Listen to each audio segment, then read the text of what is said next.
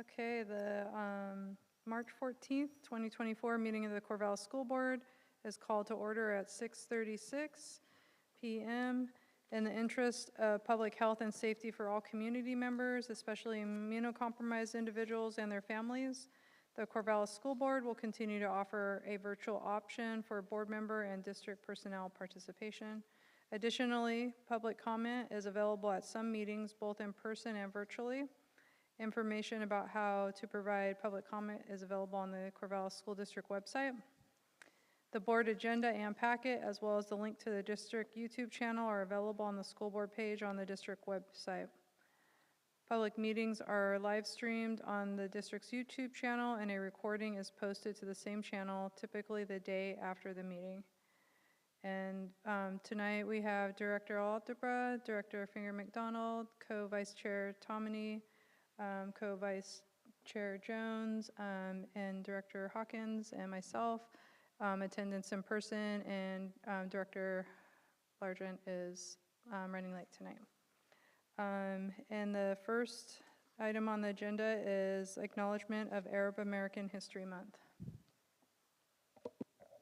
Corvallis School District 509J, Acknowledgement of Arab American Heritage Month, Resolution Number 220302. Whereas the Corvallis School District recognizes and pays tribute to the significant contributions made in our community by Arab Americans, which include people with ancestry from North Africa to the Persian Gulf, and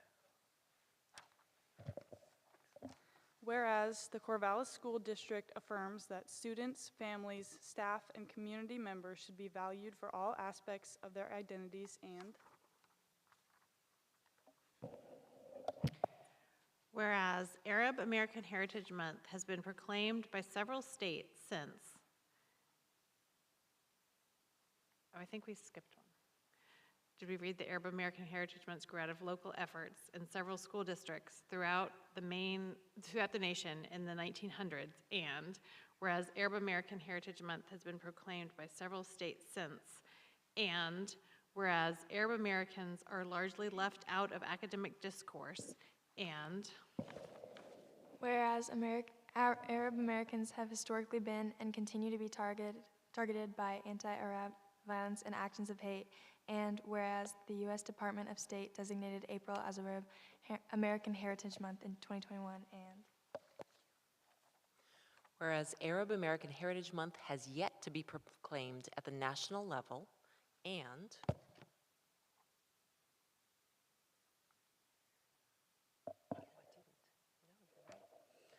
same thing, Sarah. Whereas Oregon proclaimed April as Arab American Heritage Month permanently in 2021, and whereas Arab American Heritage Month has yet to be proclaimed at the national level, and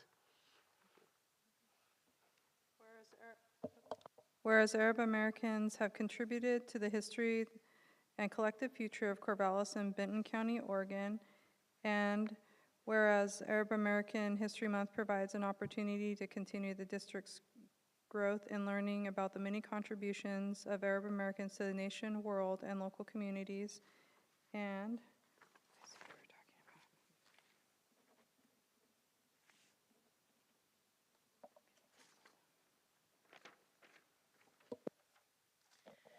whereas the Corvallis School District has made a commitment to equity and anti-racism, and whereas the Corvallis School District has a responsibility to honor and respect the diverse histories of our communities, and whereas the Corvallis School District believes each and every student must be celebrated and appreciated for the distinct and vibrant contributions made by sharing cultures, language, ideas, beliefs, and values within a school community. Therefore, let it be resolved by the Board of Education of the Corvallis School District does hereby proclaim April 2022, as well as each April annually, as Arab American Heritage Month in the district, and strongly encourage students, families, staff, and community members to join in existing local celebrations.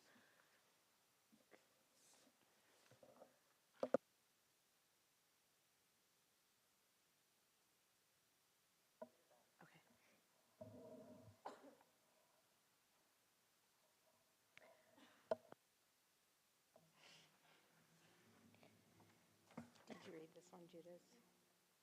No. No. Okay. Therefore, let it be resolved, did we do this? By the Board of Education of Corvallis School District does hereby proclaim April 2022, I feel like we read this, as well as each April annually as Arab Heritage American Month in the district, and strongly encourage students, families, staff, and community members to join in existing local celebrations. And encourage all students in the district to help highlight this month in great appropriate ways, as well as highlight the contributions of all Arab American peoples to the local community, nation, and beyond, both historically and in current times.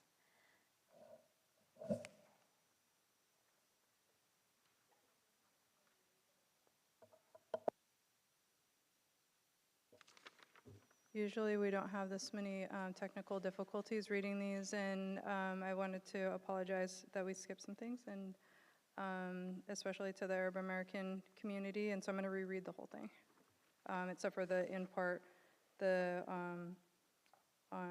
very, very end. So this is resolution number 22-0302, Acknowledgement of Arab American Heritage Month.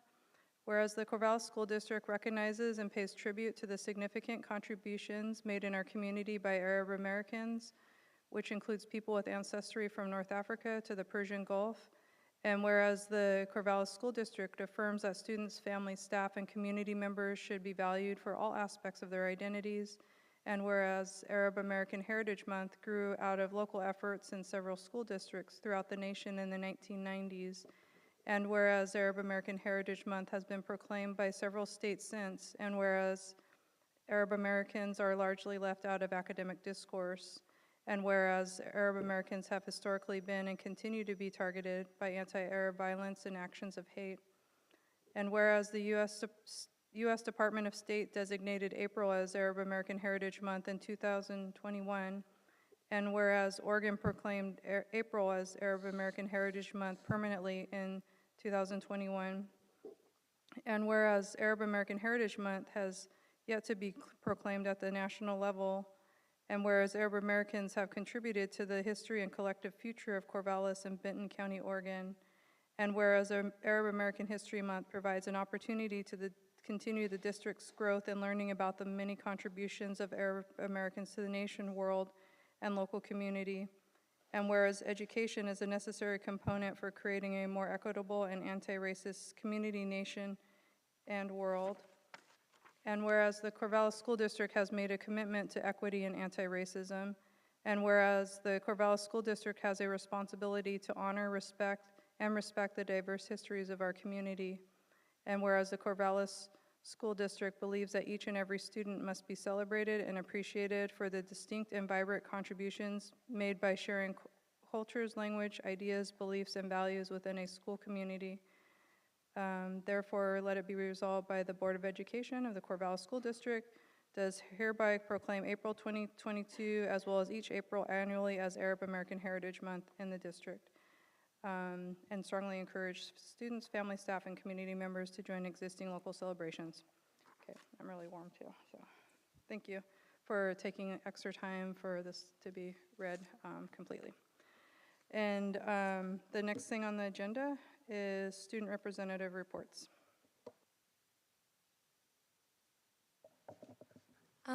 Next week on Friday, the 22nd, we have our annual assembly where our unified basketball team gets to have their game, and we're presenting our class with the check that we earned from the Polar Plunge. And then April 3rd, we have a dine out at Chipotle to raise money for our senior class for graduation. That's about it.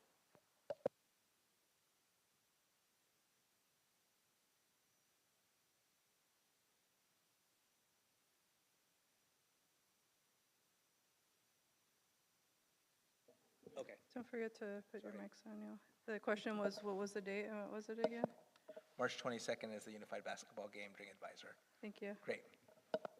And you send us an email with the time so that we know. Thanks. Okay, thanks y'all. Next on the agenda is our work session with Corvallis. Oh, I'm so sorry, Zoe, you're here too. should just recognize that we're a little sun drunk. We are. Good weather. Yeah, I'm like so sorry, Zoe. I'm used to you all on this side for some reason too, so. When the seats move, I don't know who's here apparently. My apologies. It's okay, I didn't have that much to say.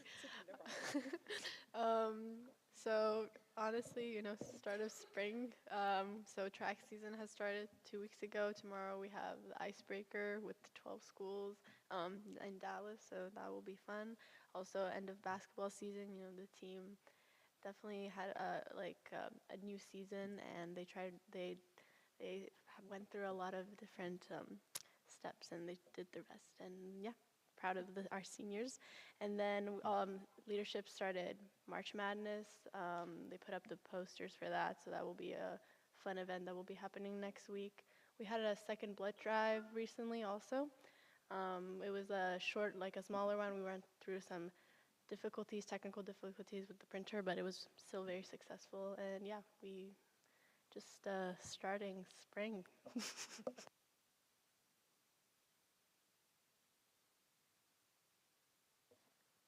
Okay, now we are done with student reports. Thank you. And then the next thing on our agenda is our work session with the Corvallis Public Schools Foundation.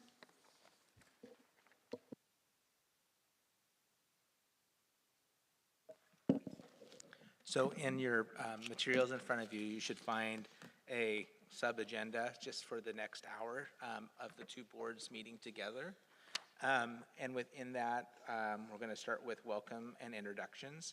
For the foundation, I know that half of your members come in the fall and half of the members come in the spring. So I always think that it's worthwhile that we get a chance just to introduce ourselves. And I'll go first and we'll just work our way around. I'm Ryan Noss. My pronouns are he, him, and I'm the superintendent of the school district. Well, welcome everybody. We're really glad to have your board joining our board. And my name's Lou. I use she, her pronouns, and I'm the board chair. Good evening, everyone. I'm Shauna Tomini. My pronouns are she, her, and I am co-vice chair and member of the Corvallis School Board. I'm Rachel Daisy. My pronouns are she, her, and I go to CHS. I'm Sarah Finger McDonald, she, her pronouns, and I'm a member of the Corvallis School Board.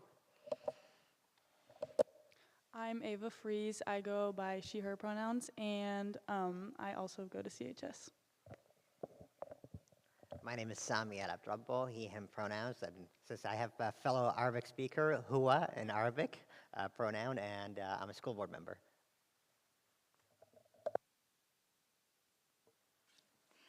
Hi, I'm Amanda Hennavoy. I'm a trustee on the Corvallis Public Schools Foundation Board. I'm Leslie Hammond. I'm also a trustee on the Foundation Board.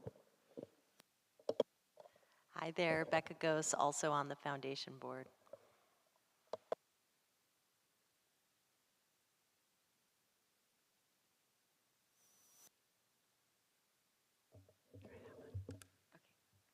Hi, I'm Erica, and I'm the Community Engagement Manager with the Foundation. I'm Angela Hibbard, and I'm the Executive Director of the Corvallis Public Schools Foundation. Mindy Hamlin. I am on the Foundation Board. I'm the chair this year. My name is Jihan Jabarin. I'm also on the Corvallis Public School Foundation Board. She pronouns and hiya in Arabic. I'm Gwenda Rice, and I'm also a trustee on the Foundation Board.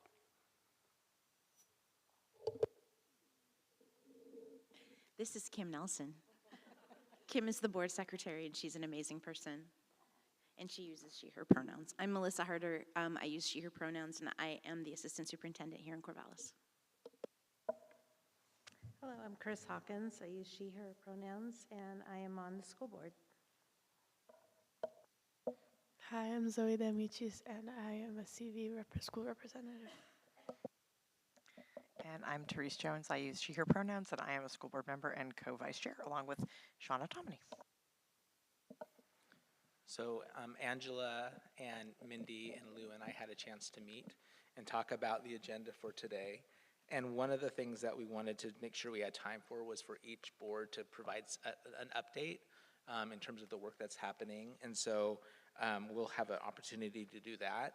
And then we also wanted to spend some time based on the retreat that the foundation had that I was invited to attend last year to talk about some of the unique scenarios that as board members and representatives of a foundation or a school board, some of the opportunities you have to engage with the community and how you do that and anticipate ways of doing that so that you're able to make connections for folks, take the great ideas of the community, and also help community members to find their voice and their opportunities. So we have a few scenarios that we're going to spend some time on today. And again, that was based on what I experienced at the foundation retreat, and I thought it was definitely, we all felt like it was a worthwhile venture and something that you all run into. So we have a couple of scenarios written down that we'll get to in a couple of minutes. But again, what we wanted to do was start on the board side. So talking a little bit, and so I'm going to ask board members for the school board to talk a little bit about the board goal process and where we are now. There is a copy of the board goals. I know for foundation board members, you were sent those maybe yesterday or earlier this week. And so you may have had a chance to review those. If not, that's okay. But really just wanted to provide you with that update because, again, I know so much of what your work is and has been connected to those goals of the school board. And we've talked about it a number of times. Right now, we've actually gone through our first read, so we're getting really close to finalizing these. But again, I think it's worth our time to spend talking about that. So I'm going to turn it over to the CSD school board to spend a little bit of time just talking about the process and where we are with the document. And then after that, we're going to have an update from the foundation. Any of you all want to go first? Good. So this is the second cycle of the school board goals. The first cycle we started in 2018 to 2023 with 5 goals. The goals informed the budget, informed how the school board prioritizes its decisions and its time, and also helped us engage with the community and also engage with the school improvement plans, where every school would share their updates within the dimensions of the goals. So about a year ago, we started the new process where we started developing the goals, and the new process included community engagement, and I'll hand it over to someone else who may want to speak about that.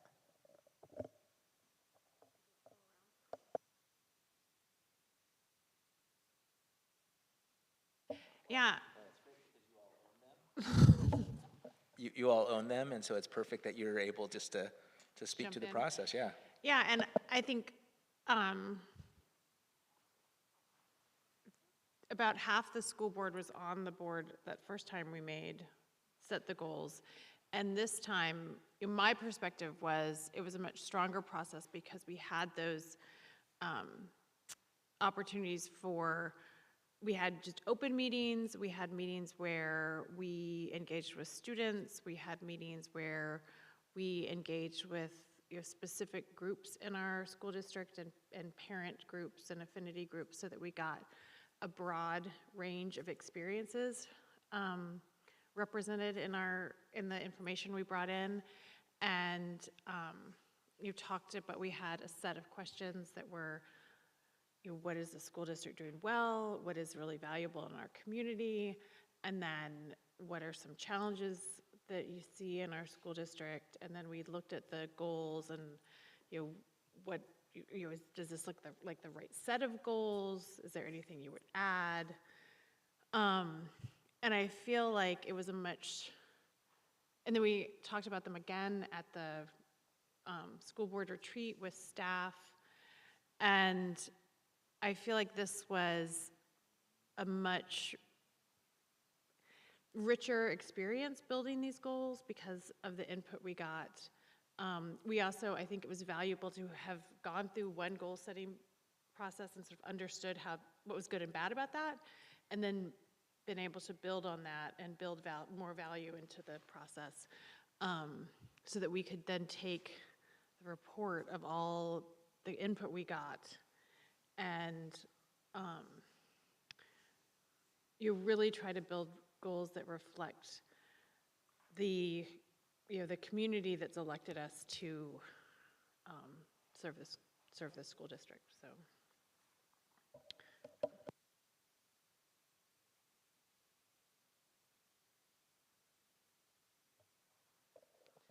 Something I've really appreciated about this process, building off of what Sammy and Sarah have shared, is that it's really been an iterative process of development, where it wasn't just getting goals down on paper and moving forward. It really was listening, going back, encouraging going back again and again and again, and thinking, okay, have staff had a chance to see it?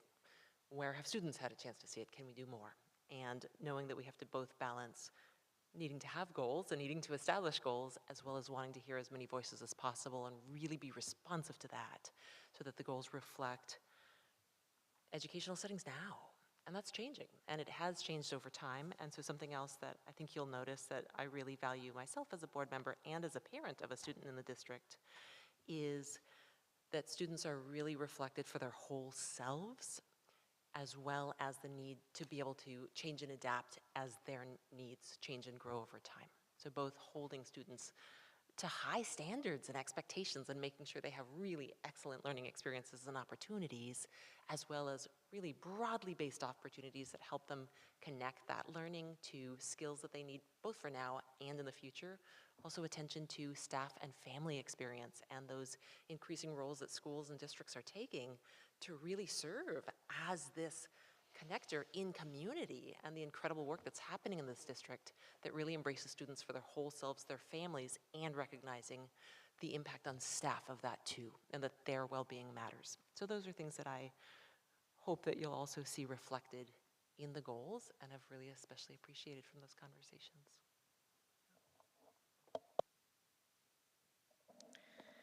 Yeah, so I would say I share a lot of similar, I resonate with a lot of the things that have already been shared. So I think I'll reflect on the moment that we started with the actual crafting the language of this, and some things that I thought were really important takeaways for us as a board. One is that, I think many of you were there, and we divided up into groups, and we did this process of, brainstorming and coming up with really, just sheer, total brilliant paragraphs that then other people came around and read and didn't understand at all. And it was such an interesting thing to just really help me think about how language is really contextual, and we had these dynamic conversations, and out of them came these sentences that we thought would so clearly just change the entire world and everyone would understand, and then that's not what happened when people came behind us and read them. And so I think for me, this process reminds me that communication is contextual, and it has to be ongoing. It's a collaboration that is ongoing, right? And so as a board member who was here when we did the first round of goals and is now here this time, I think we have to remember we're creating something, and other people are going to come behind us, and they're going to have to interact with this document. And it might not make sense to them the way that it did for us when we created it. And so there is some standing behind these and being really proud of the work, but also kind of holding them a little lightly and recognizing that these words will hit other people in other contexts maybe differently than they did for us. And so the process of learning about what this means for people, it will continue to happen. It's not done just because we have this draft now. So yeah, and it was a really fun experience of working so closely with people across a lot of different perspectives and different roles within the community to come up with something and to see, I think we see the community's language represented here, and I hope that they find themselves here too. So the retreat in August, I think, was my very first school board responsibility, and it was an all-day event, and it was a very powerful day. I really appreciated the collaboration with not just my new fellow school board members, but with the community. But I think what was the most impressive was the student voice that we heard that day, and the fact that we invited students to this process was, to me, just made me feel really good about my decision to run for school board. I think that that just says a lot about our district, and also just the things that the students said that day were so impressive. They really thought about what we were doing, and it was just very powerful, and I appreciated all of that. Did you have another? Go ahead. So I want to add, after really listening to this discussion, reflecting on this meeting, and one of the meetings I remember in 2018, probably it was between Albany and Corvallis when we were meeting with the Board of Trustees, and we shared about the goals, and it really informed a two-way communication between the foundation and the school board on what you were hearing from the community, and from the school board goals to the foundation, or with the foundation, how it's informed communicating with donors and talking about how the school district is achieving its goals and how donors and community members can support accomplishing those goals through investing in the foundation. And I want to say 2018 goals were specific, direct, to the point, less words probably per each goal, which is great. Here, it is the same, but also it paints a brush of what's the vision for the future looks like, and a roadmap of strategies how we want to get there. So while it provides specific and tools for us to be able to measure how are we doing every year, it also really gives us an opportunity to see here's what a successful school system and students experience look like, not only within the classroom, but holistically within the school system and within the community. And I'm really excited. My perspective, I'm excited about the opportunity that as we work together, you will enrich those goals and help us achieve them through communicating the stories and the successes and the challenges of how we can get there through these refined goals. Yeah, and then I want to share something too after you. So I sort of want to add to what Sammy said, that having the goals has really helped these two boards align. And I really think it's these two boards and the school district that as we'd never had goals before when we set the first set. And we could see the school district, sort of as we made new budget decisions and programming decisions and curriculum decisions, that those were all sort of coming into line with the goals that we set. And now that we have these goals that have had the input from more of the people who are really impacted by what happens in our school district, I just see that strength of having a good set of goals really being built upon with both the relationship between our boards and the way the school district works and makes decisions. So they're not just a piece of paper, they really inform how the district works. And I was just going to add a couple things. I like to go last so the rest of the board can talk as chair, just so you all know my style up here. But one thing too to share is that we partner with OSBA on helping support this process as well. So we had a independent kind of contractor situation for doing the listening sessions, but Kristen Miles really helped compile things for us to think through and help walk us through that process. That way it was really intentional and we took our time with. We also had certified and classified staff involved, so at the retreat, and that was really awesome. I will add in everything everybody said, absolutely true.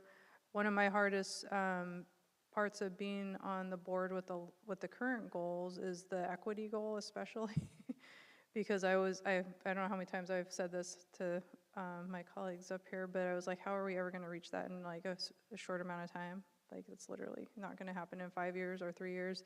And so that was really hard for me to sit with having aspirational goals, because I like to see goals that go to like, it's going to get measured like this and we'll be able to achieve it, and how can you reach all that? And you'll see that old equity goal, which was goal 3 on the top. So that was really the intent, was to move that up there because it was embedded across the goals and say this is helping guide our work and overseeing, like that's the basis, that lens that we're using to see the goals through. And we added the student voice as well to that top part. And so that's why there's that top on the part. And then for each goal, instead of, like it's been explained, it's a little bit longer because we wanted to have, okay, this is really the vision of what we see for this goal. And then the strategies, when those got added in, was like, these are the things to think about that'll help us reach that vision. And so the way the goals are set up are a little bit different too. I really appreciate the engagement with community. That's really important to me as a board member. I know it's important to the rest of the board as well, that we are able to hear from community and students and staff. And every time I go out into any kind of listening session or meeting with the community, I always learn, like, okay, we need to work on this or that. Like, how do we do that? How is this gonna how is this influenced by our goals and the work that we're doing as a board and as a district? And so I always appreciate the community input heavily. And that was, I thought it was really good because we did take slow, intentional time. We had like over 200 people, right? Yeah. Over 200 people engage in the listening sessions. I went to all of them except for one. And it was really important to me, even to, as I know my comprehension with Spanish is like about 60%, so I'd barely be passing that class. But it was really important to me to hear the emotion behind what was being said as somebody was translating for me, and to listen to the voices of people that were expressing how they were feeling. And even in the other sessions too, it was the same thing. It was really important to see how people were experiencing the conversation too, not just hear the words being said. Yeah, so that's, I know I went over 2 minutes. Thanks for the extra 2 minutes on that. Do you have more, Brian? So at this point, have gone through a first reading, and so it will be coming back to the board for a second reading in the near future, so they are really close to complete. So that's the only piece I would add. And with that, I want to make sure to transition to Angela, because Angela is going to be able to highlight some of the successes of the foundation over the last several months. Thanks, Ryan, and everyone. So I just share my screen? Okay.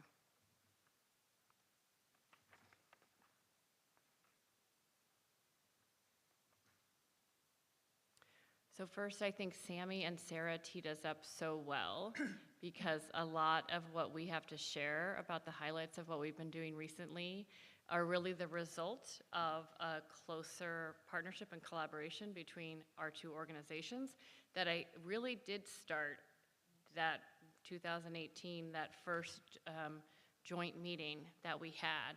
And so it's pretty exciting to see the growing impact of our work when we collaborate together and have this dialogue and these meetings. So thank you for inviting us again. So today, we'll come back in the fall and report kind of like a full picture when our financial fiscal year closes and such. But today we want to just give you a quick update on some of the highlights from the year so far. We don't have time to include everything. Some board members are going to help me present, but I hope that this will be more of a casual conversation. So if you have questions, or if other board members want to chime in on something we're talking about, we hope it'll be kind of an organic conversation. As I said, we're sharing highlights of our key foundation initiatives. So those are the activities that align with our priorities in terms of, reducing barriers to students, improving educational access for all, providing enrichment opportunities for all students, and supporting programs that really improve graduation rates and outcomes. And those are things, that we feel are really aligned with your own board goals, both, our current board goals, but of course also the iteration of goals to come. So just a few highlights from what we've accomplished so far this year. It's me. So one of the major things that we do from the Grants and Scholarships Committee on the board is our Imagine grants. And so Imagine grants are grants that are written by staff members and for folks who work at the schools to be granted funding for smaller projects that they are hoping to get off the ground, or do one time, or try it for the first time, or pilot. They're just trying to try things. So a few of the things that we were able to fund this year, you can see some of those up there. They kind of speak for themselves. The school garden at Mountain View Elementary, a student art exhibit that was, I believe, the second year that we've done this. It was very successful the first year. The STEM materials you see there here at Lincoln. The vihuelas for the student mariachi at Garfield, and the College Hill t-shirt printing business, which we're hoping will help with some of the other grants where kids want a bunch of t-shirts. Some things that stuck out to me as well. They're small things. They're not huge amounts of money. You know, one teacher wanted to get some nonfiction books about Letitia Carson so that they could have those in the classrooms, not only at Letitia Carson, but at other schools. So how cool to be able to read a book about the person your school is named after.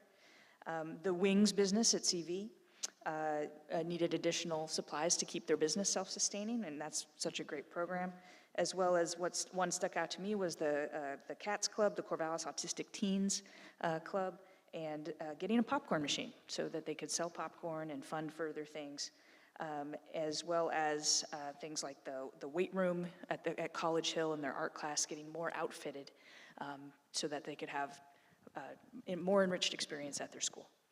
So the Imagine Grants really are, I mean, I think we've all heard that term, death by a thousand cuts, but I think Imagine Grants are things like pathways by a thousand pebbles, right? Like, these are the nuggets, these are the pebbles that really make our schools fantastic, and it's such a privilege to be part of a group that gets to grant those.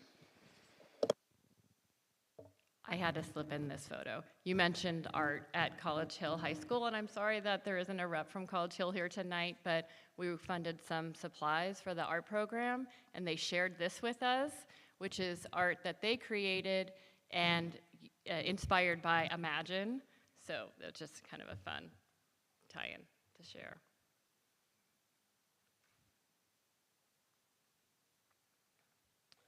Did you want to talk about this too, or I can? About this too? No, I can. I was just supposed to do Imagine Grants. So another really great opportunity that came up was the middle school alternative education support that kind of blossomed in the Imagine Grant space because several instructors were looking for grant funds to fund activities for an kind of alternative education programs at the middle schools. And so when that need was recognized by folks at the district, it turned into an alternate source of funding that was able to give more to these requests and I think to coalesce around some joint effort to provide a few things for the middle school education support. A background on this is not this year, but the year previously. I work at LBCC, and one of the middle school teachers who works in some of the classrooms was looking for opportunities for their students. And she's a neighbor of mine, and she just said, I really wish, like, they just need to see a light at the end of school, like what that means. And she independently arranged a tour and had support from her school at LBCC. And she said the experiences that those kids have at LBCC, exploring some of our programs and having a day off of their campus and exploring a college, was absolutely amazing.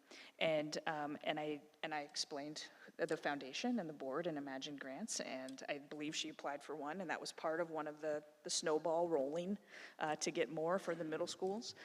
So just, you know, knowing that they're connected to our community in so many different ways, again, it's a privilege to be able to see these things come together and see very real, impactful experiences for the kids in the community, led by these incredibly hardworking teachers who really want nothing more than to give these impactful experiences to their students.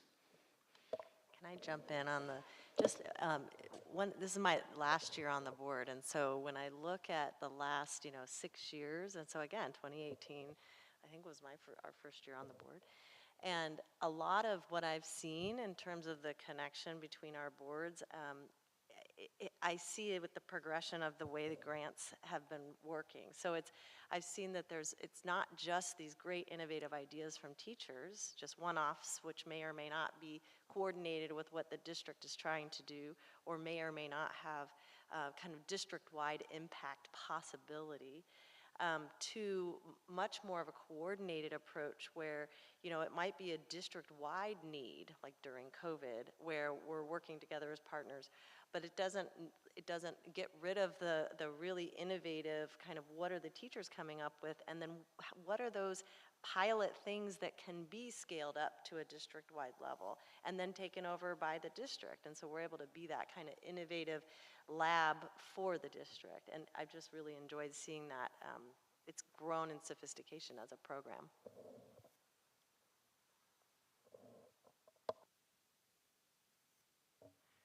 So kind of a hallmark or cornerstone of our support remains providing support for the Family Support Program. I can't help but look over Chris Hawkins' way when I think about this great work. So this year we were able to award more than $100,000 towards providing resources to that program. Do you want to share a little bit about the volunteers we highlighted? Yeah. Having been with the foundation since October now, this has been just one of the most incredible things to get to like meet with Sarah Devine and just see all the amazing work that's being done for students who need extra support. And I just wanted to highlight real quickly, we were in the picture right there of Mark Keppinger. Thanks to generous contributions from the Rotary Club of Corvallis, the Family Support Program's Cold Weather Gear Initiative raised nearly $3,000 towards supplying students with cold weather gear this winter, to include hats, jackets, boots, and umbrellas. And the Rotary Club of Corvallis has been a long-standing supporter for over a decade of the Family Support Program and has impacted countless lives in the community. And in December, which is that picture right there with the lovely Christmas sweater, we honored Mark Keppinger, a 17-year Rotary Club member, for his outstanding contributions to spearheading efforts to supply essential items and funds to the Family Support Program.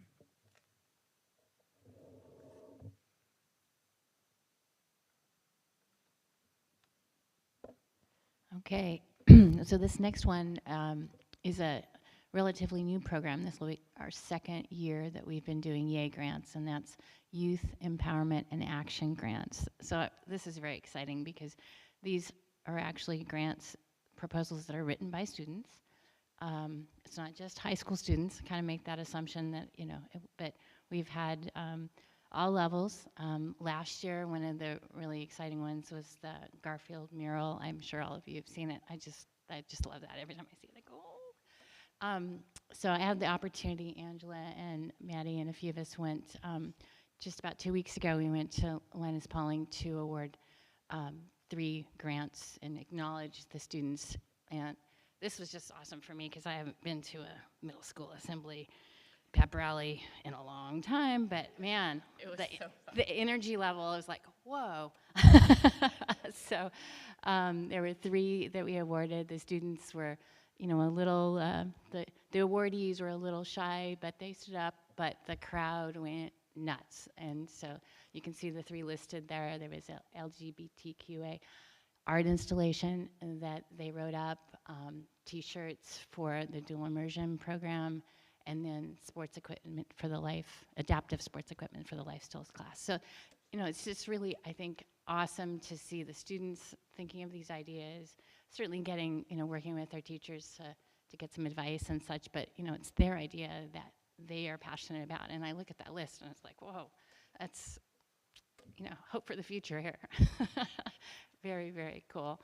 And again, the energy in the room. It was also nice to be, you know, it's sort of this like virtuous cycle, because sometimes we're concerned that people don't know about these opportunities, right? The students might not know about them, and we try to get the word out, and we get a lot of great help from the district leadership, but you know, the kids were up there, and everybody in that room knew they got something, and maybe next year when it comes around, they'll be thinking about, well, what might I want to write a proposal for? So awesome program. So this year, our Hands Across Corvallis fundraising breakfast broke a record. We raised $150,000 at this event. This is really an applause for this entire community. I mean, so I was so inspired. I'm always inspired at this event. But to see this community show up like that, to invest in our kids. So I'm always inspired by the student speakers and seeing people across the room from all over town, seeing folks from the district talking about their programs. But this year I was just particularly moved by living somewhere where everyone shows up like that to invest in our local public schools. So kudos to everyone for that.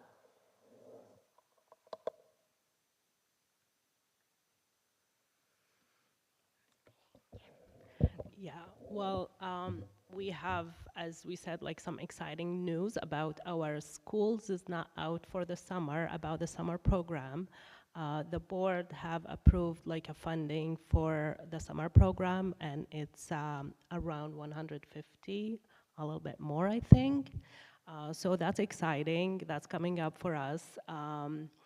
And it's really actually for the generosity of the whole community that was able to contribute and generous enough to have the board able to raise that fund for the whole community, for our school. What else I can share here? Well, I'm new to the board, so I don't have stories to tell yet, but I'm hoping next year I'll see that in person and I'll see how it goes, and I'll be sharing more stories about it. But it's exciting news, and we're looking forward to that. Obviously, it's aligned with our goals of increasing graduation rate, and the whole idea basically was that we don't want to turn kids away. We want to include as much possible of kids in the summer program for the success of the whole community. Yeah, thank you. If you weren't at the breakfast this year, we highlighted summer programs. That was our theme, our thread. And I think we were able to do that because we worked so closely together last year on summer programs. And so many trustees and sponsors and donors participated in the tour and in a bigger way than we have in the past. And so it just shows, again, the benefit of that collaboration, because then we can really authentically take the need to the community, and it was really inspiring. So I just wanted to put some of this in context. So we talked about this like closer alignment. So this shows over the last 10 years or so our investment in these key foundation initiatives that we talked about, right? The work that we do, the programs we do that are focused on those key, you know, reducing barriers for students, enrichment opportunities for all, the graduation rate outcomes. And if you look, you know, in addition to that work, we continue to also support and facilitate specific like school-directed fundraising. And 10 years ago, that was largely what we were doing. And we were spending $10,000 a year on learning enrichment grants versus today, we're spending over $80,000 on enrichment grants and many other things. You know, we've introduced our YAY grants, our support for summer programs and family support has increased.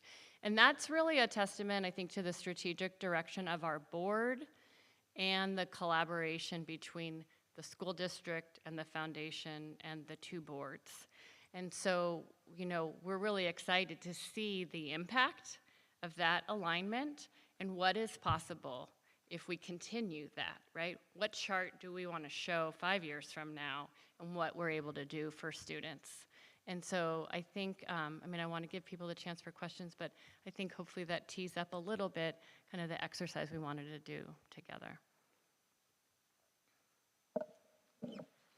It's that was a really fantastic presentation, is that it took us through all the different ways that the foundation is supporting our schools, from innovative programs and with tighter articulation to student voice and student opportunities to be leaders, to a program that's near and dear to all of our hearts around summer programming. So again, thank you for sharing all of that and the work that happens on the side of the foundation. Summer programming in Corvallis would not be happening next summer other than some really small programs without the support that you've provided. And so we can't thank you enough for the work that's happening. So thank you so much. So we're going to transition here in just a second. Last time I was fairly successful with this, so I'm going to try it again. So make sure that you have your packet in your hand. And in just a moment, I'm going to have Becca and Sarah change seats. Just not yet. Let me do the other ones first. Erica and Shauna, Mindy and Therese, and Gwenda and Melissa. So you're going to switch seats. So those are the four. So I'm going to have you switch seats because it's going to mix the board and the two boards together. Ready, go. Okay.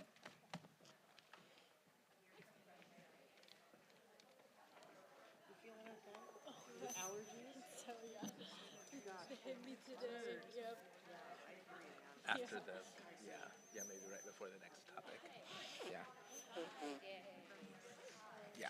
I'm not sick. I just have really bad allergies. I'm the same way. I was over there. I had to get a coffee. All right. Yeah. So before you get started, which I know is so tempting to do, I'm thinking about having groups of 3 to 4, so maybe Sammy to Rachel together, Erica through, actually, in some cases we had ideally wanted to have 3, but in a lot of cases we only had 2. So in those cases, so I'm going to have Erica and Lou together. Mindy, the 3 of us are going to be together. Actually, Chris, that's okay. Chris through Mindy. And then I'm going to have you 2 together, you 2 together, you 2 together, which works out just perfectly. Melissa is going to, she actually can be with you 2, Therese and Jehan. Can't get away. And so what we have for you in your the materials that you kept in your hands were 2 scenarios that I'm going to have you read through. And I think that there's probably aspects of those scenarios that feel pretty common. I don't necessarily say common, but something that you may have experienced. And what I want you to have a chance to do after you've looked through those is there's a couple of questions. One is, what do you do in this situation based on your role? Because we all have different roles, and we're going to show that here in just a second. And then what lessons have you learned from similar situations in the past? So ideas and suggestions you can share with one another. So before we go to that, do you want to pull up that additional slide that has the roles and responsibilities?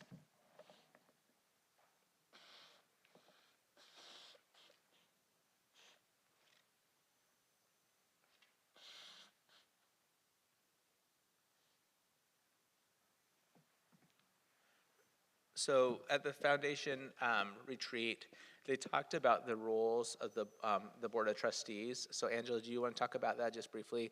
And there's a pretty close similarity between the school board and the superintendent. Yeah, we talked a lot about, especially since we're a small staff team, and our board, you know, in many ways can be a working board at times, but we really spent a lot of time talking about those like clear distinctions between the governance of the board versus the management of the ED and staff. And you know, the board's role in terms of setting that strategic vision, fiscal oversight, you know, hiring and supervising the ED, and then the ED's role in that operational management and oversight of staff and volunteers. And in our case, which would be probably a little different than your organization, a lot of times our trustees are volunteering to get involved in things that fall under below the executive director, but with their trustee hat on, it's really about that governance. And so, so that was the focus of our conversation. But then we also talked about, well, the school district has its own structure, similar but differences. And so we thought it might be good context for today's conversation. Yeah, and so on the school board side, the school board really has 3 key roles, and that's setting policy, it is adopting a budget, and it's hiring and supervising a superintendent. So sort of similar things.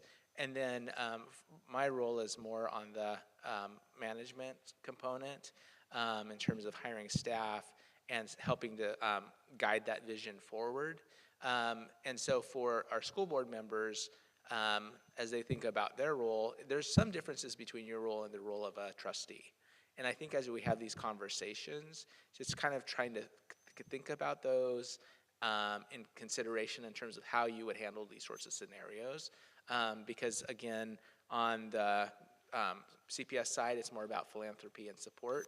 And on the school board side, it's more about policy and direction. So with that kind of quick summary of those 2 systems, we're going to turn the next 12 minutes over to you to have some conversations about these scenarios.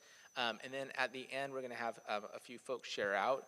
And again, sort of high level, we wouldn't want to say this is at Trader Joe's on Tuesday, but to be able to say, over time, these are the kinds of things I've experienced, and these are the things that have worked well. Again, I think that I think it's a great exercise because I think you can all relate to these scenarios. Ready, go.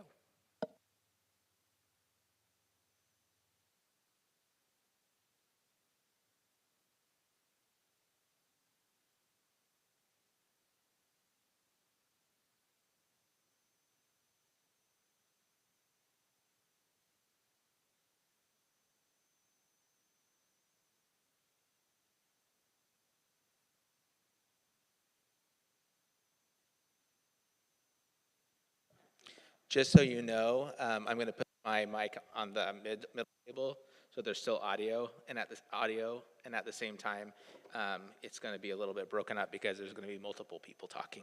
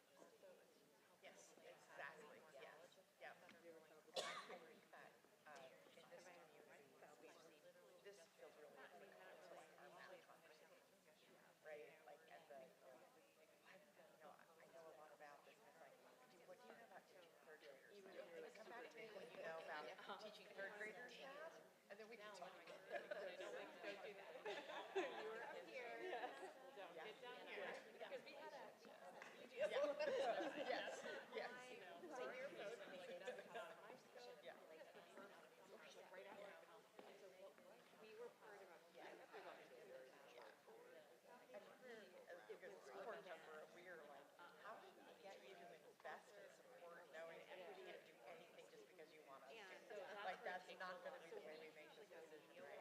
Is very, that's very interesting. I think this scenario felt really true early on too as a board member, and because I was figuring out like how did I talk to the community, how did I engage people, while also making clear to them that I have this Ryan and I, we kind of go like this. So our board members very sometimes technical, struggle right? with their So, community members. but I want to hear from people, but hearing from people is not the same as being able to decide or take action on something. I mean, aren't necessarily foundation for business, Yeah. like that needs to go this way, you know? Oh, definitely. And there's also a way that the major donor or respected community member might approach the conversation, which feels really different than, you know, the moms at the small night who might bring up something. And so there is that feeling of like, well, how much privilege is coming through the way this person is reaching out to me or the access they feel like they have to me. And that's very different. So,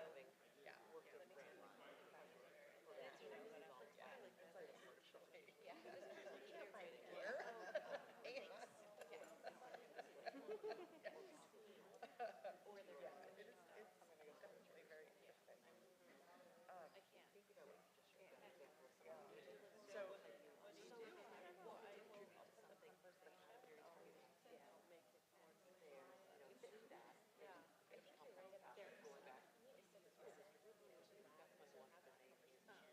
And the other one, I would just say, you should talk to our school foundation.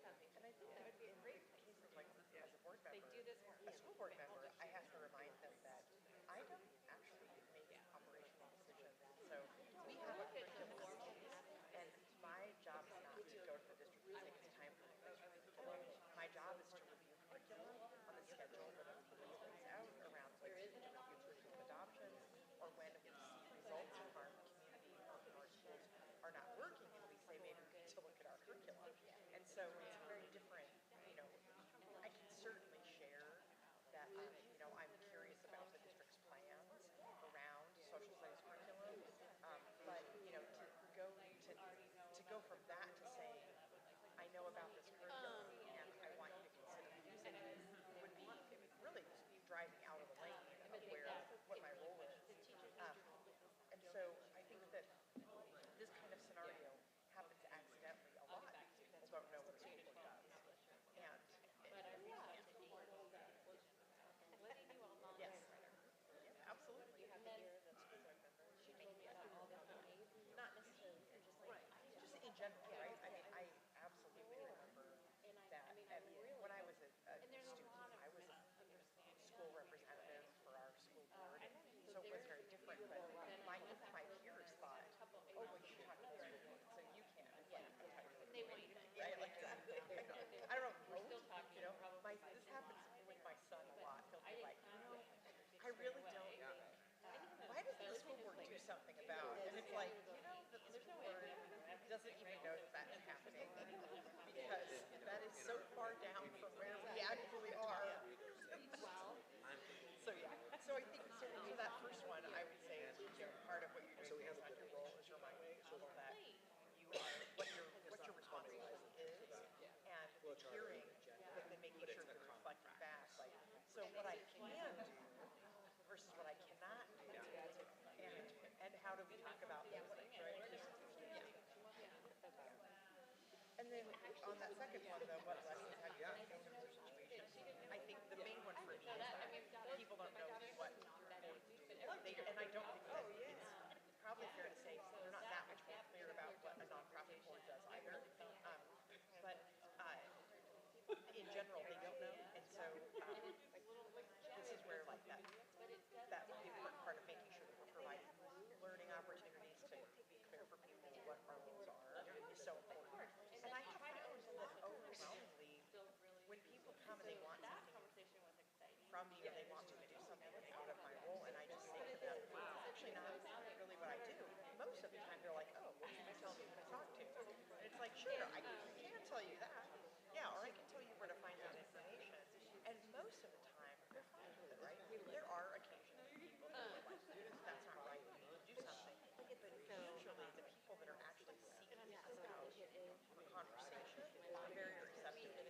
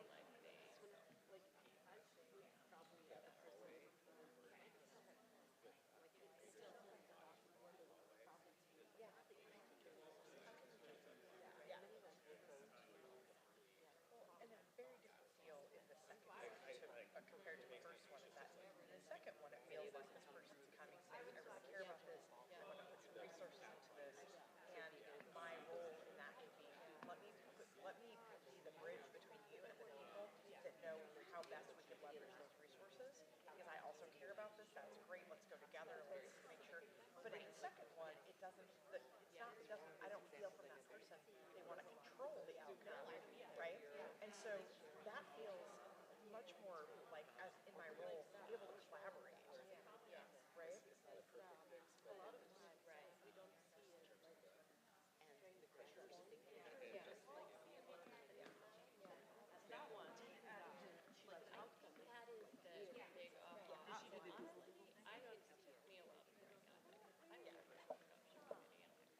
All right.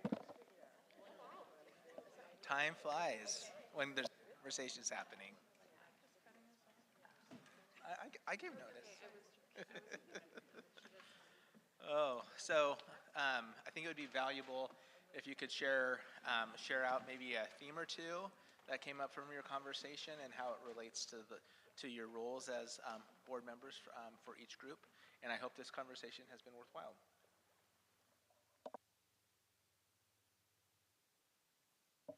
I'll jump in for our group.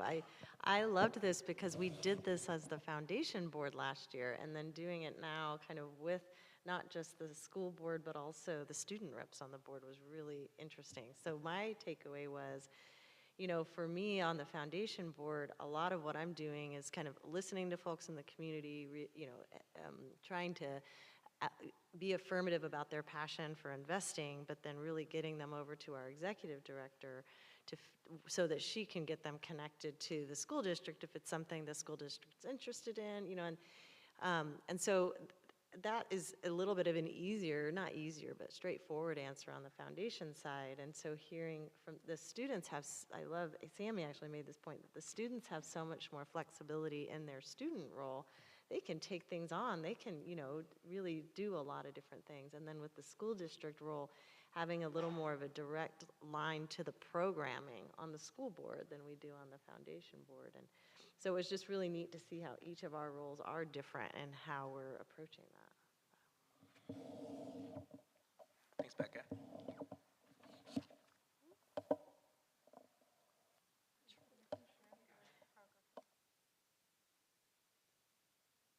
First?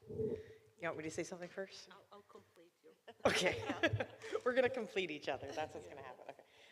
Well, one of the things that stood out to us and that we talked a lot in our group was about the different feel of these two scenarios and how the roles, while your role doesn't change, in terms of what your responsibilities are, the communication can look really different depending on what kind of interaction you're having with a community member. So that, you know, the first scenario feels a lot more like this person has a particular way that the situation needs to end for them to feel satisfied. The second situation doesn't feel quite that same way. And so how that changes. And one thing that we kept coming back to is you have to be really clear about your role, and part of your responsibility is to make sure that person leaves the interaction understanding what those parameters are. And that can be so hard when someone comes and they're excited, or they think they're offering a solution. And it can be hard to say, well, or that's not a solution, or I'm not the right person to talk to about that. Or actually, as a board member, my favorite line is, I actually have shockingly little control over anything. And so, but let me give you the superintendent's email. No, so part of that responsibility of just knowing who to connect people to, because you'll be an easy person maybe for individuals to find, but you're rarely going to be the right person for them to find. I think I will add on that as a Corvallis Public School Foundation board member is that we know our role is to bring money to support our Corvallis School District on all level. So that might be a little intimidating in scenario number one, because we still want to stick to our role to serve the community in the way that they see it right, they see it appropriate. And the outcomes of scenario one, it's not something that we can foresee like in 1 year, in the near future. It's something that might have impact on the whole community in a few years maybe. And this is where we get to dilemma. Is this something that we want to move forward? I would say yes, maybe, but still, like how you can, you know, combine the two systems together to bring into agreement, like into alignment with the person who's the donor and the purpose of the Corvallis Foundation and the school district and the community. So that will be maybe a tricky part on our role. A lot of what's been said, that just knowing where to direct people is so important. So I think this was a really good reminder of that, because I was really explaining how that curriculum adoption goes. Then it gave me a really good idea, or maybe it's not a good idea. It made me think of our webpage and how we're like updating it. And I started seeing some cool like flow charts in my head about curriculum adoption. Do we have that right now on there? About how the curriculum's, I don't think so, huh? Not a flow chart per se. But like, just like steps, like it goes this, and so many years curriculum's adopted, even like what years it's been adopted, that way, because that's a really like specific ask, and if people understand how that works and we have a little bit more information out there, it could help educate people, and then it can, if we forget, we can go back on there and be like, oh, we haven't had this conversation recently, so let me double check when the last time that curriculum was adopted and talk to people. So anyways, it was a good opportunity. And then the second one is so specific. We were talking about how sometimes good intentions end up creating their own expiration dates. So it's like how to be a good thought partner with people who want to invest funds to the school district and through the foundation, and be like, what happens if that youth is housed? Or are they no longer supported? Was one question. Or if they're still navigating poverty but they're not unhoused, like all of a sudden they don't meet that criteria anymore. And so like asking like questions about, have you thought about this part, and like how does that align with what you're already doing in the community, since you're already so supportive of people navigating poverty and stuff. So there's like being a good thought partner too, stood out in their conversation. Did you have anything else? Did I cover it? Okay, yeah. All right, so is there anything the last couple of groups want to share before we close? Any new ideas or suggestions? I think I would just add on kind of what Jahan was referring to in terms of, we talked about the foundation is not going to be in a position to accept funds that don't serve the district.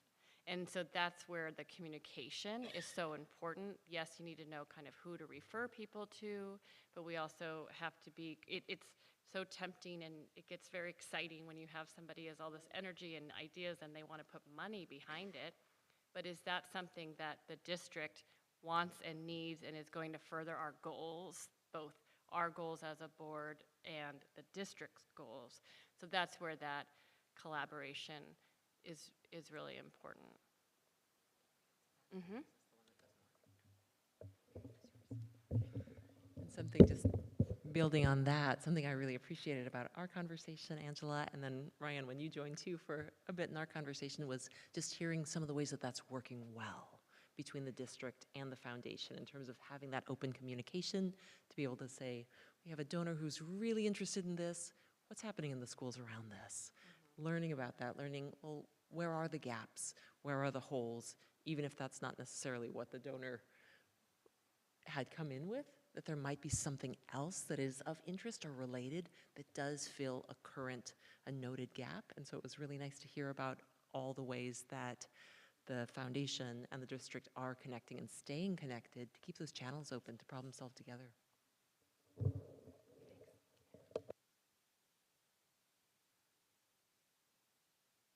It didn't work? I got it. Everyone's been lovely and well-spoken, and we yield our time to the floor. Thank you so much. And again, thanks to all of the foundation board members for being here tonight. These have been, I was sharing earlier today that I feel like these have continue to go deeper in terms of the actual work that is happening between the two boards. We started sort of at this high level, sort of what does each organization do, and now we're more tied in and aligned with one another, and so now how do we work better together? And so I feel like that's sort of the stage we're coming to in these meetings, and I don't think we would have gotten to this point had we not spent the time and done the work to get here. So thank you to the foundation members for being here tonight and putting in the work to make our schools better and to create greater opportunities for our kids. Thank you so much. And please take a piece of pie. as you leave. Yes, if you can have pie, take one. I can't, but hopefully you all can. And we're gonna take a break as we transition. So we'll be back shortly.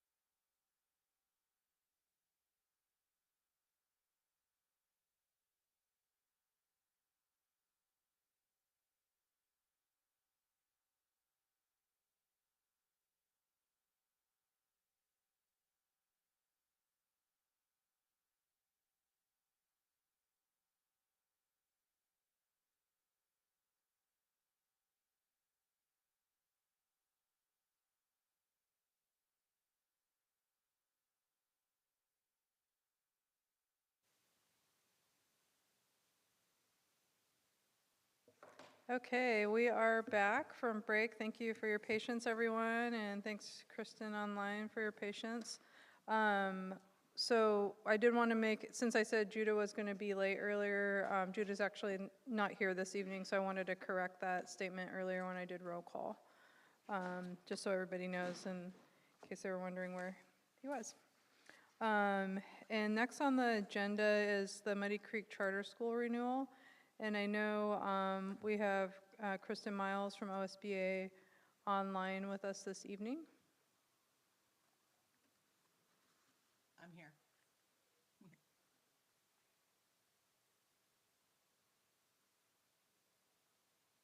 We know she's there. We're just.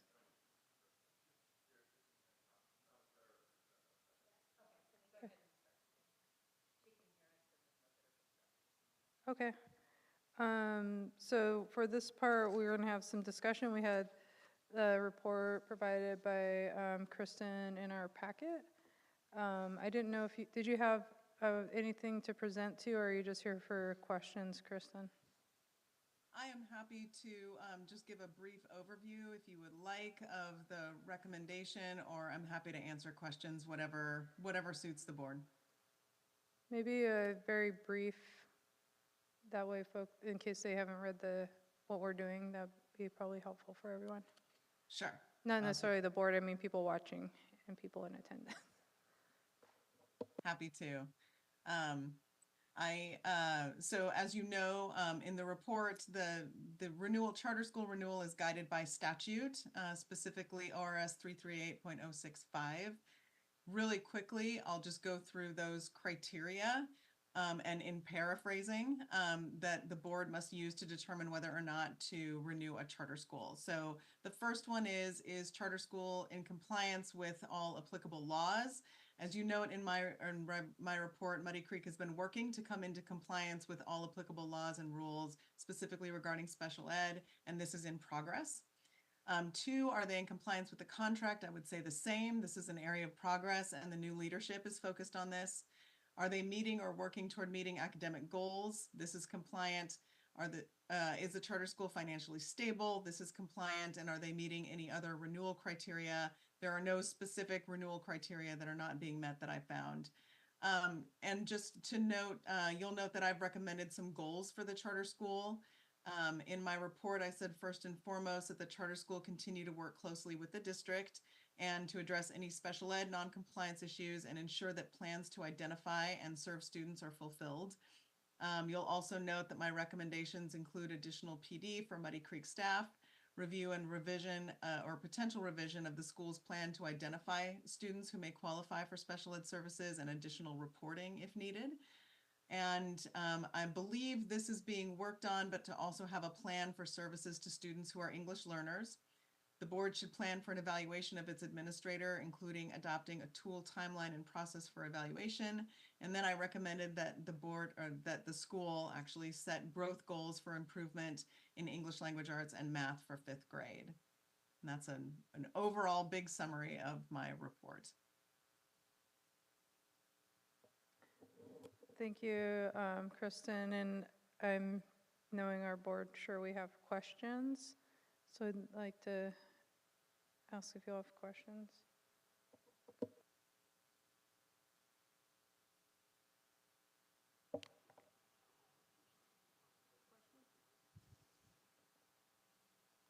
Nobody has questions? Do you have questions, sir? Yeah, I was just wondering, I know our next steps are negotiating the charter, and I was wondering if, especially around the compliance with special ed, if there's any language that you could suggest that might need to be changed in our charter as we do that evaluation to just strengthen the expectations and the agreements with the Muddy Creek School. Yeah, this is one part that I do help do. I will suggest, obviously, that both parties have a legal review of everything prior to adoption. And I'll say, I'm not an attorney, so I can't give legal advice.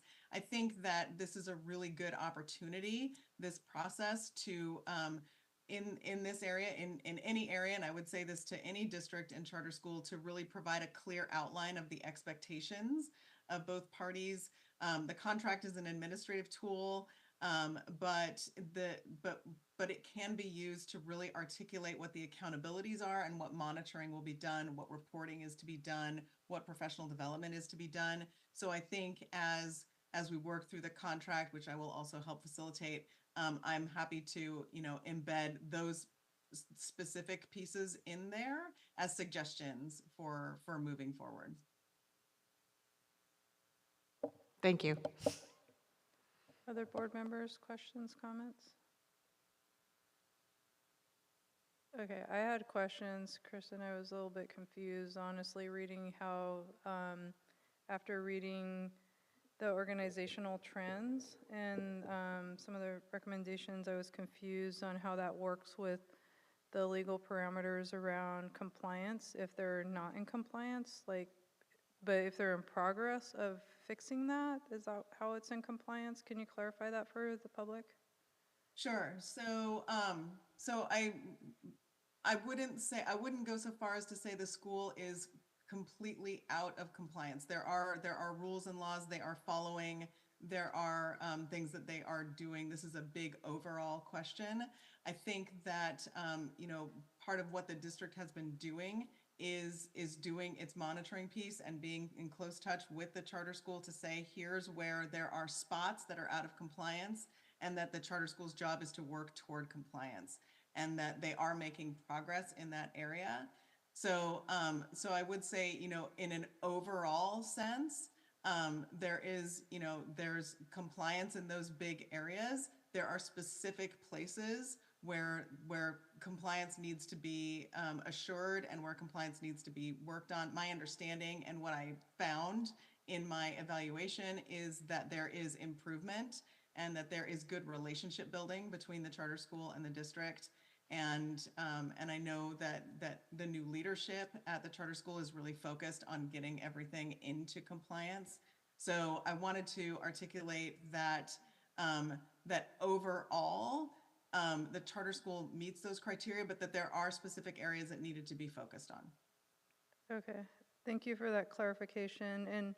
And the areas that need improvement are very specific to students that are highly underserved, and from what it sounds like at Muddy Creek currently, and that's an area I believe with students with disabilities that the district can have some oversight with. And is that something that the district can look at with negotiations in the future to have a little stronger? Because I was a little bit concerned that letters have been going from the district since last year, and it wasn't until December with some ODE stuff where there's letters from ODE came in where things were worked on. So the compliance going into progress, I don't know how long that's been going on.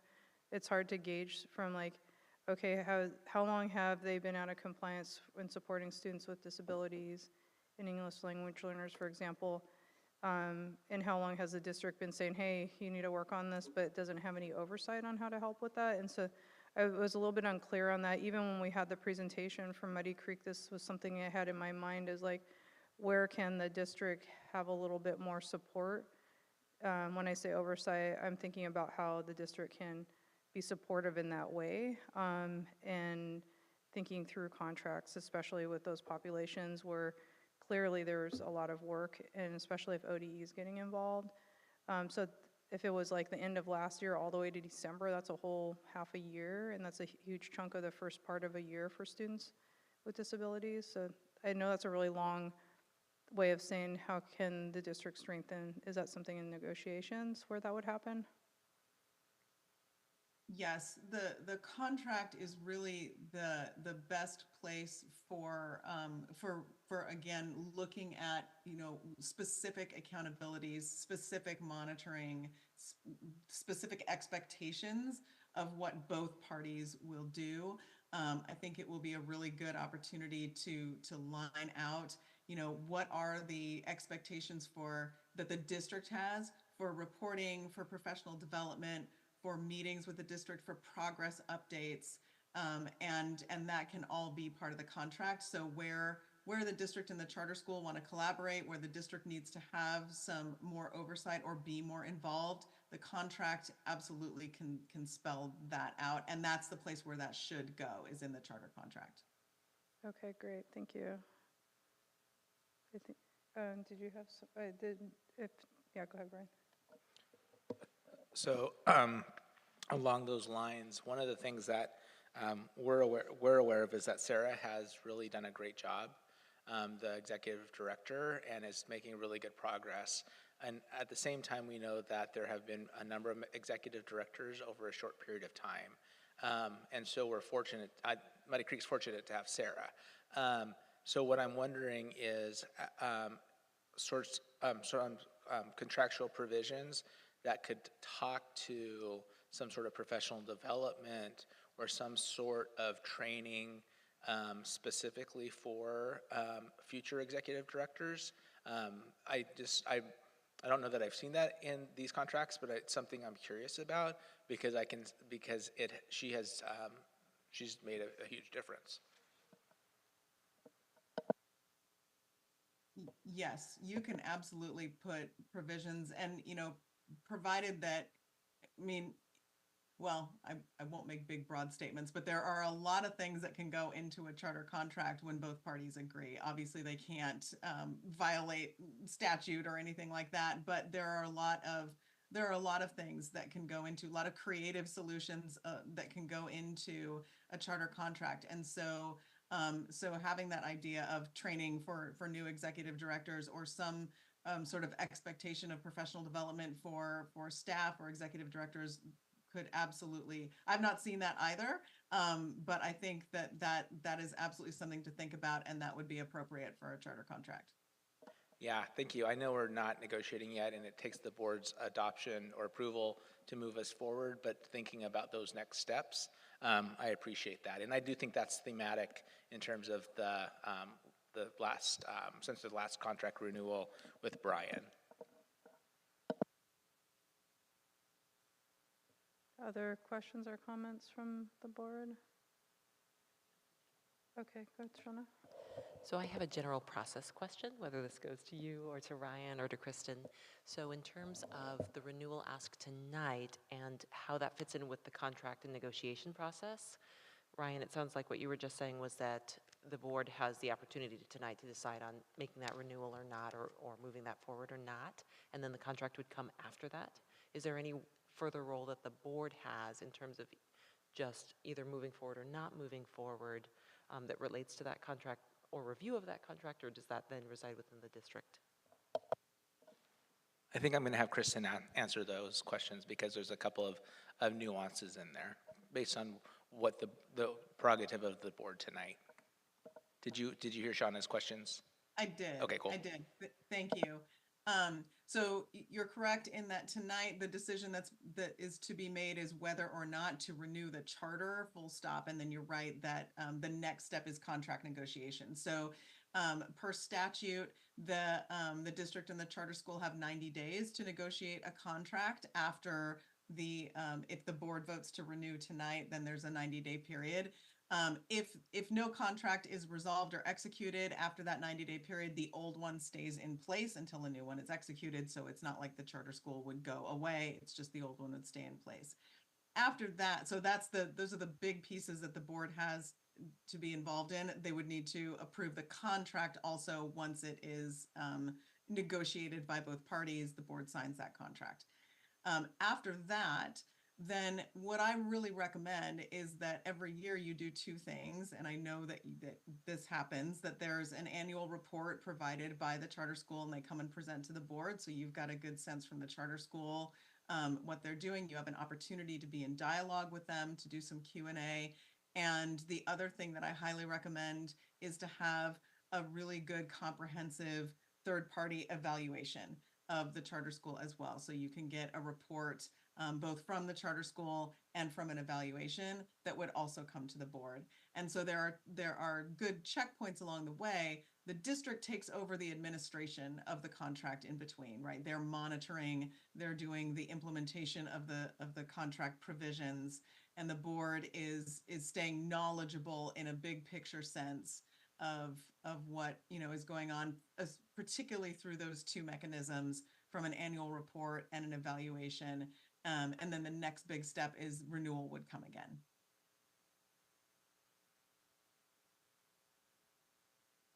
Okay, so we don't see the contract, that's what you're saying, basically?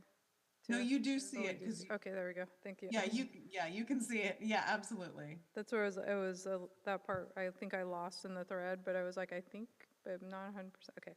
I'm sorry if I didn't articulate that well No. enough. Yeah, you do see the contract. Yeah, I had another process question, go ahead.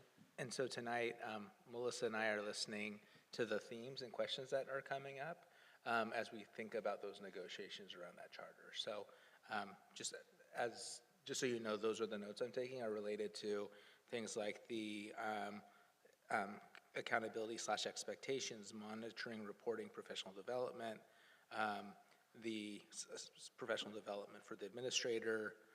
So just again, as questions arise, the IDEA, the special ed compliance piece, all those things are things that are top of mind for us as we move forward. Okay. Per your vote. Yeah, I had other questions, because I know there's a little bit of, but it might be like way out of the range of what we should be talking about, like because we have new curriculum mandates from the state coming in, and I don't think charter schools necessarily fall under the same thing, right, with the tribal history, shared histories, ethnic studies, and Holocaust and other genocides. They do follow those? Okay, so that'd be, I just wanted to double check that, because those are big changes coming to all schools in Oregon, so it was like, it wasn't clear to me if they follow those same ones, so thank you. And then my process question though, when you said that, Kristen, I do not think that Sarah would do this at all, because she's like super awesome. And when you said there's a 90-day, if they don't agree, is it like, could it potentially ever happen where they never reach an agreement and it just stays with the old one for the entirety of the new renewal? That question is still theoretical in the state, although it comes up a lot. Like, what happens when is an impasse declared? Like, what would happen? That hasn't happened yet, although that question in the charter community gets raised quite a bit. We've never seen that happen. There is nothing that I'm aware of in statute that says that it ends at some point. I think that question would then become a legal one, which would be out of my realm. But I do know and have been involved in some circumstances where it's taken a little more than 90 days. And but both parties were still negotiating in good faith. So that extension of time was just because we just couldn't quite get it done, but everybody was still negotiating in good faith. It got done. I haven't seen that happen, but I'm guessing at some point there would need to be, ODE would need to get involved, or some other entity would need to get involved. Okay. Again, I don't see her doing that, but it was just kind of a process question. And I know that we have new board members too, to kind of understand this process, and some of us weren't here when the last time there was a negotiation, so it's helpful to have all these kind of things answered. And along the lines, actually, with the curriculum stuff, like, I don't know how that works for professional development support either, whose responsibility that is, but yeah, so I kind of wanted to throw that out there as far as like how that's taken care of. Is it responsibility of CSD if they're in the charter system, or is it they have to figure that one out? But I just you don't have to answer. I'm just throwing the questions out. The current contract has language around that, and that's something that we can look at for the next contract. Right now, the contract language is that they do have their own professional development, and we also always offer to have them take part in ours. Yeah. Cool. Okay. So a process question back to Melissa and Ryan. I know, Melissa, you have spent a lot of time in terms of that really relationship building, supporting, looking for ways for collaboration and connection too. Just in terms of the very thoughtful and thorough report that Kristen has put together and the recommendations that she has made, how do those recommendations fit in terms of feasibility with capacity at the district? Like, do those processes seem reasonable, seem like they could be built into processes, relationships that are already happening? Does it feel like a feasible path forward? It really does. I want to, again, Sarah is about partnering with the district. Sarah attends our elementary principal meetings and is learning, along with our principals and then bringing forward, things that are happening at Muddy Creek that we could also learn from. So I do think these recommendations are, and they can't happen though unless we're partnering. And right now we have a strong partnership, much stronger than we've had in the last 3 years or 4 years that I've been here. Any other questions? So I'm hearing is we need to keep Sarah. Okay, which I'm sure the school would appreciate too. Do you have more? Okay, go ahead. So what would be the pathway, Kristen, if the board didn't vote to approve the charter?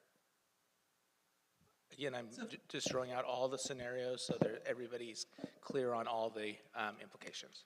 Right. So if the board voted to non-renew the charter, then we would look at statute for the process, but they could appeal, or they could let that stand, and the charter would end as of June 30, or when that ends. I don't have that date in my head, and the school would close.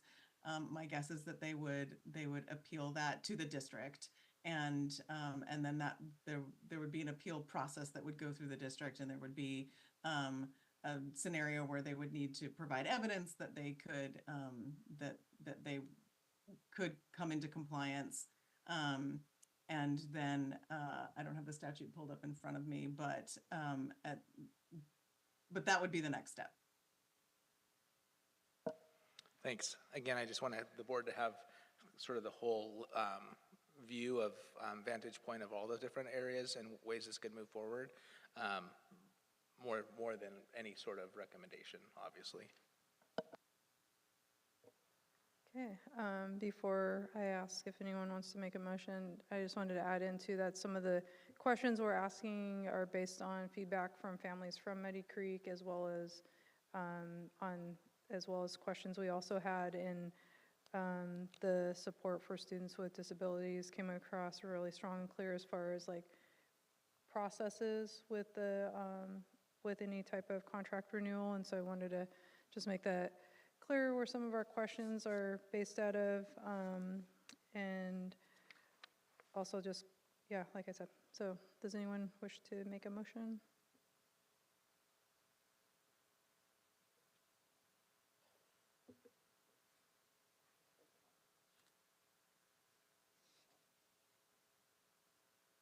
Unless there was further discussion.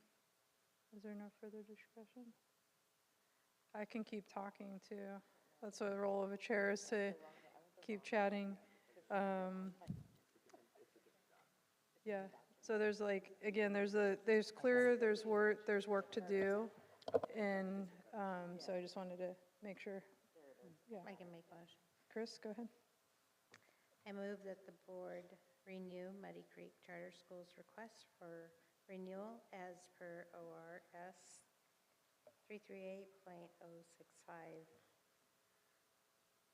parentheses 5D, using the criteria specified in ORS 338.065, parentheses 8.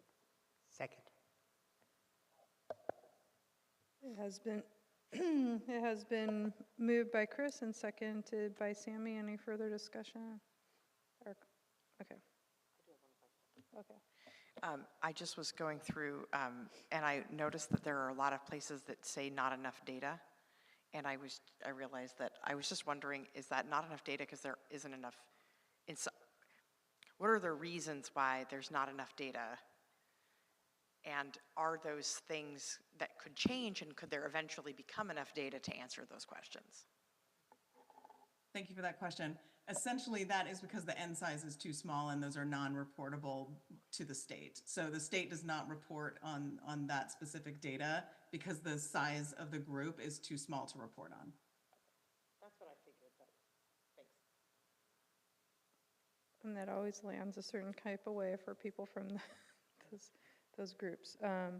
Okay, it has been moved by Chris and seconded by Sammy that the board renewed the Muddy Creek Charter Schools request for renewal as per ORS 338.0655D using the criteria specified in ORS 338.0658. Sammy? Aye. Sarah? Aye. Shauna? Aye. Therese? Aye. Chris? Aye. And I vote aye, so passes unanimously. I look forward to you all going into negotiations for the contract and also taking with you all of the feedback we gave you all to take to them as well. Yes. Okay. With no further business, the meeting is adjourned at 8:27 p.m. Have a good night, y'all. Thanks for all your support over there.